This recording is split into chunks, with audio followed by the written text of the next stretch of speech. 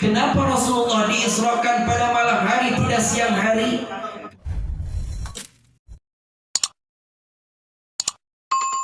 Hadirin jamaah yang dicintai, dimuliakan Allah Subhanahu wa taala.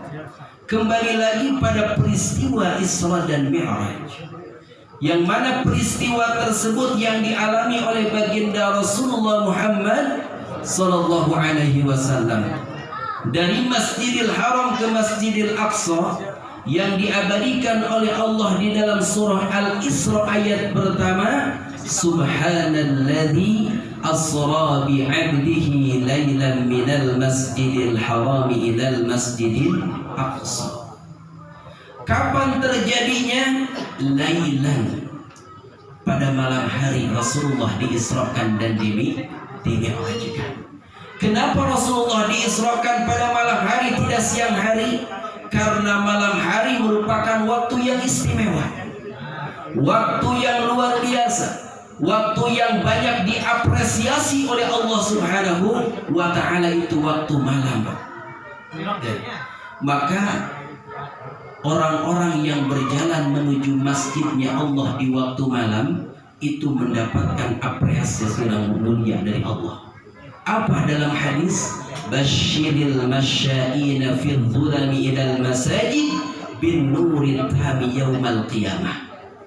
Ini kata Rasulullah, berilah kabar gembira kepada orang-orang yang berjalan menuju masjidnya Allah di waktu malam, maksudnya sholat isya dan sholat subuh, bin nuri tami yaumal qiyamah, dengan cahaya yang sempurna pada hari kiamat.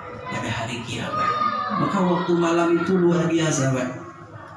Sampai-sampai ketika seseorang menuju masjidnya Allah di waktu malam, Allah akan berikan cahaya yang sempurna pada hari kiamat.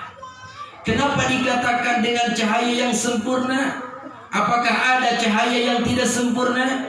Kata Ibnu Mas'ud radhiyallahu anhu, nanti di hari kiamat yu'tuna ala qadri a'malihim. Manusia itu akan diberi cahaya oleh Allah sesuai dengan kadar amalnya ketika di dunia. Ada yang cahayanya itu kan nakhlah, seperti pohon kurma, Pak. Tingginya berapa meter tuh pohon kurma?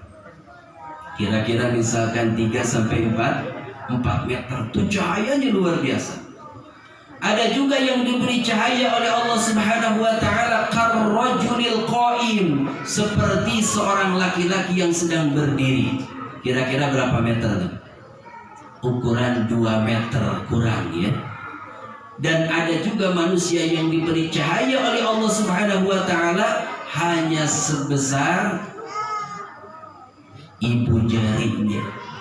Dan itu juga kadang nyala, kadang tidak berkedip-kedip itu cahayanya. Jadi tergantung amaliyah ibadah kita ketika di dunia. Semakin banyak amal ibadah kita di dunia, semakin besar cahaya yang diberikan oleh Allah Subhanahu wa ta'ala pada hari kiamat. Masya Allah. Kayak kita lampu nih, ya, ada yang ukurannya 20 watt, ada yang ukurannya 10 watt, ada juga yang ukurannya 5 watt. Itu cahayanya berbeda. Begitupun nanti di hari kiamat manusia berbeda-beda diberi cahaya oleh Allah Subhanahu wa ta'ala. Masya Allah.